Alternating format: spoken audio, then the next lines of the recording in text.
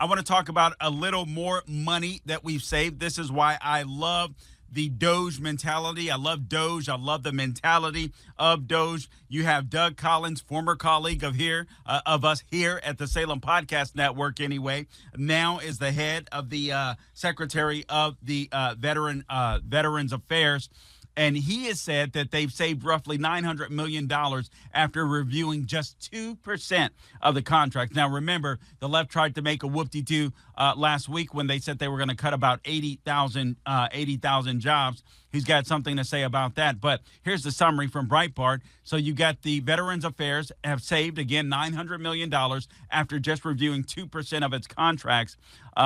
On a video that was posted to X, Collins addressed those complaining about changes being made at Veterans Affairs. And this is very important. Now, this is a good thing, even though what I don't like about this bill, even if it were, I would be more apt to be okay with the continuing resolution if they would cut the spending down to 2019 levels.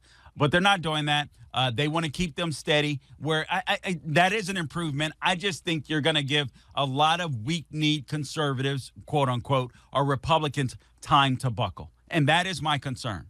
I believe that if we were to get this stuff done right now, get the Trump tax cuts done right now, I think this economy would be turning around so fast, Democrats wouldn't know what to say or think for the next year and a half. We would ride it all the way through to 2026. I hope that happens if we get this continued resolution passed. And if that's the best option for right now, then that's the route we have to go. And I understand that. All right. And I totally get that. I just think things could have been done better. I think that we could have gotten more, especially with the mandate that President Trump has. Getting back to this issue with the VA, Doug Collins is quoted as saying, first off, no matter what, there will be no changes, or no changes will result in cuts to health care or benefits to veterans and VA beneficiaries. Actually, the care is getting better. In just 1 month, they've serviced more more vets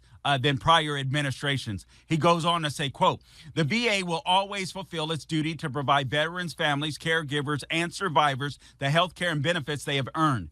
That's a promise. And while we conduct our review, the VA will continue to hire for more than 300,000 mission critical. That's an important term. Mission critical positions to ensure health care and benefits for VA beneficiaries are not impacted, he says.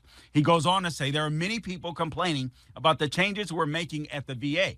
But what most of them are really saying is, let's just keep doing the same thing the VA has always done. And he says, no, not going to happen. The days of kicking the can down the road and measuring VA's progress, I love this, by how much money it spends and how many people it employs rather than how many veterans it helps are over.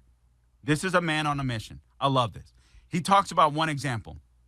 He goes on, we're conducting a comprehensive review of the VA's 90,000 contracts, which are worth more than $67 billion, he said, revealing that after reviewing, again, just 2% of those contracts, they were able to cancel nearly 600 non-mission critical or duplicative agreements that will save the department roughly $900 million.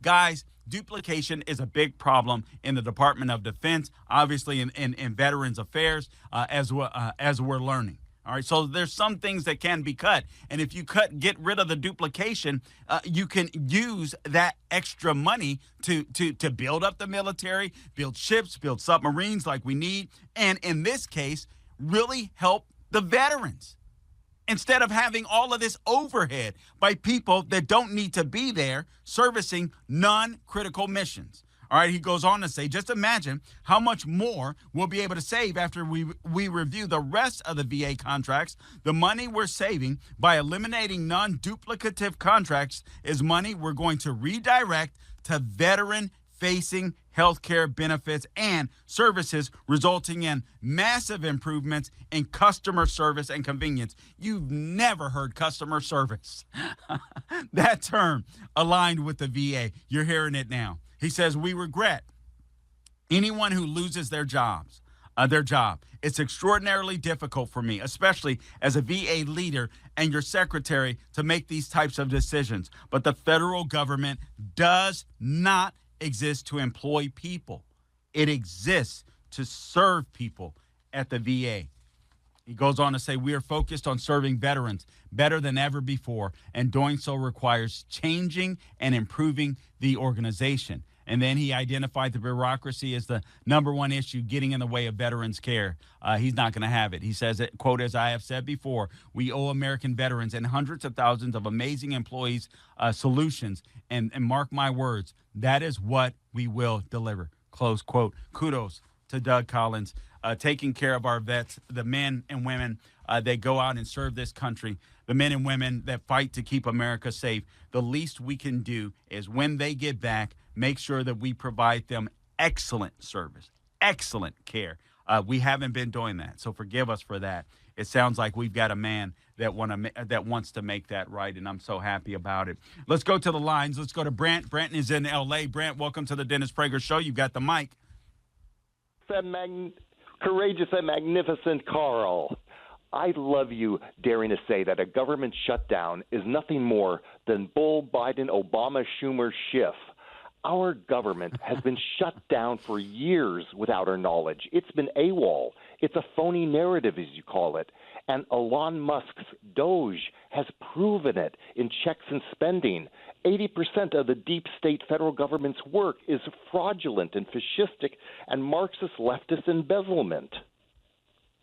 Yeah, no, I mean, there's no doubt about it. I mean, what Musk and DOGE and Trump has been exposing, utilizing DOGE, I mean, every common sense American should be outraged. And it just proves that our educational system, this is what it proves, is in shambles.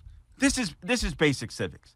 I mean, these bureaucracies, many of them shouldn't exist in the first place. We work our butts off. We pay taxes. It's insane that you've got people protesting that thinks it's okay for the government to steal your money via taxes, because I think it's stealing in often cases. All right, I understand it's theft by force, by law. All right, I get that, so that politicians feel good, but nonetheless, I think it's insane, and that's kind of why I'm for tariffs. I prefer a flat tax or a fair tax, basically a consumer tax. When you buy something, you've got embedded taxes. You really don't know the difference. You cut out the middleman, and there, you're done. All right? That's what I would prefer, quite frankly. So you're absolutely right when it comes to this particular issue. The government, and so it is the concept of a shutdown even has me worried or concerned less, given everything that's been exposed by DOGE. It doesn't make sense to me. For full shows, live and on demand, it's Salem News Channel.